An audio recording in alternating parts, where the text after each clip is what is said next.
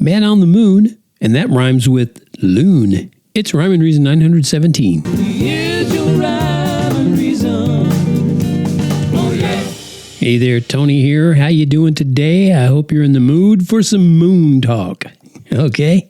I watched Brian Regan. Have you ever heard of him? He's one of the truly, really good comedians out there.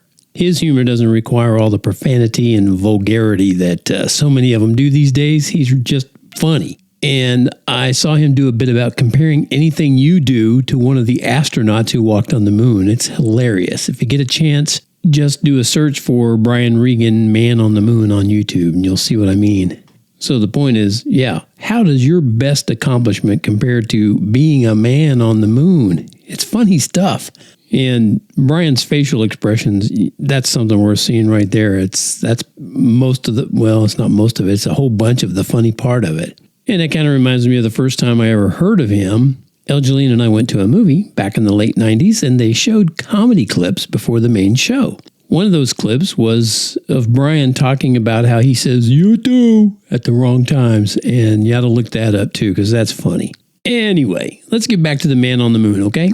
But let's don't talk about some boring moonwalk. That's old hat. That's old news. That's old school because of this press release. All right, here's a press release.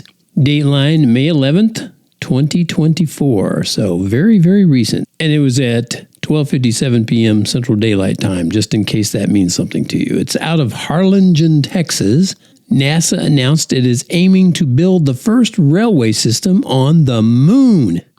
And it said, "We want to build the first lunar railway system, which will provide reliable, autonomous, and efficient payload transport on the moon." And that was a post by Ethan Shaler with the NASA Jet Propulsion Laboratory. So people get ready. There's a train a-coming. That's going to leave the impressions. An impression. Just imagine a railway system on the moon. Okay, let's set aside for the time being the fact that most cities don't maintain potholes and bridges properly. And let's focus on the positive side of this railway system, okay? After all, it's going to be reliable, autonomous, and efficient payload transport. They said so. They couldn't say it if it wasn't true. So you won't have to worry about any man on the moon. He's going to have excellent transportation at his disposal. And even better than that, it's going to be a cool acronym. You know what that is, right? They're calling it FLOAT, F-L-O-A-T. Isn't that cool? And that stands for Flexible Levitation on a Track. Bam! Acronym score. Big time. It's a slam dunk from the marketing department. Come on, right? And sure, they've got some time to work on it since the daily operations of a sustainable lunar base will be in the 2030s. Plus, they'll use so-called artificial intelligence. I'll put air quotes around that. Artificial intelligence, which in this case will be unpowered magnetic robots that levitate over a film track. I'm not sure how unpowered robots can do that, but maybe that's just me. Okay, now, lest you think your tax dollars will be wasted on such lunar activity, here's something you should know, okay?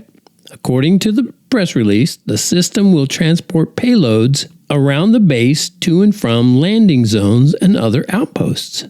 The aim is to also transport lunar soil from mining locations to be used for extraction or construction. So, rest easy.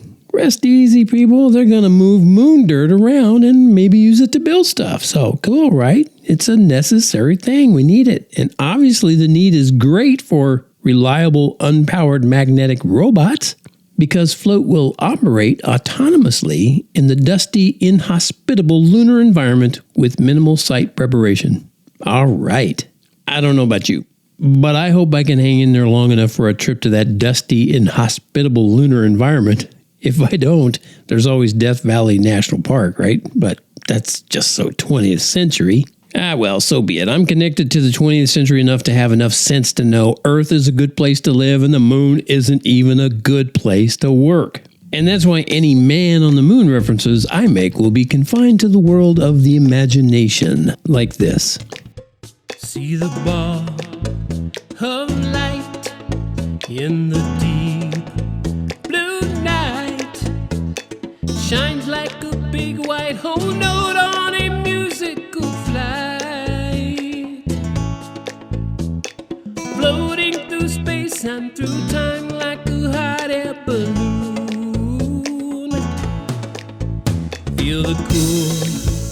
night air dancing through your hair.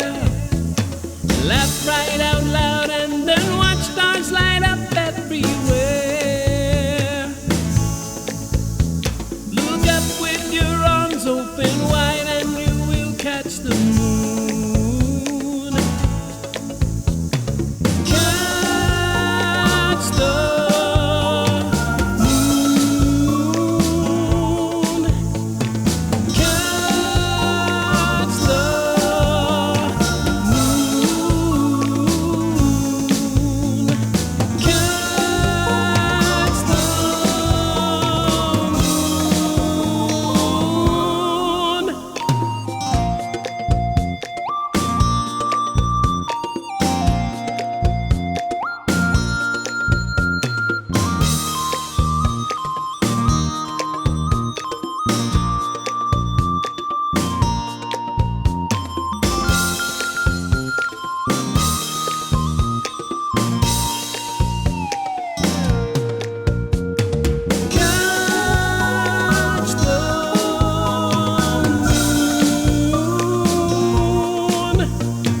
Catch the moon. Catch the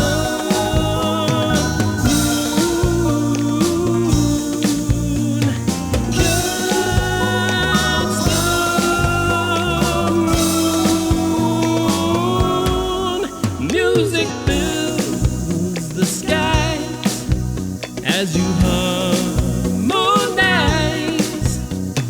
Lyrics line up and fall down and they land in your eyes.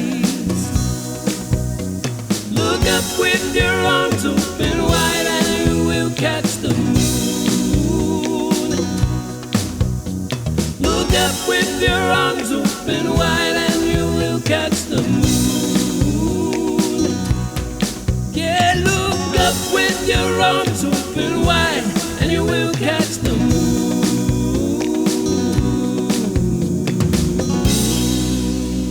Thank you so much for tuning into episode 917 of the Rhyme and Reason podcast. As always, brought to you by TonyFunderburk.com. And that's where you should go right after you listen to this and get yourself some free goodies.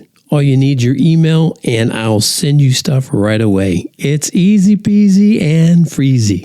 And as always, remember, life has rhyme and reason because God made you. Here's a rhyme and reason.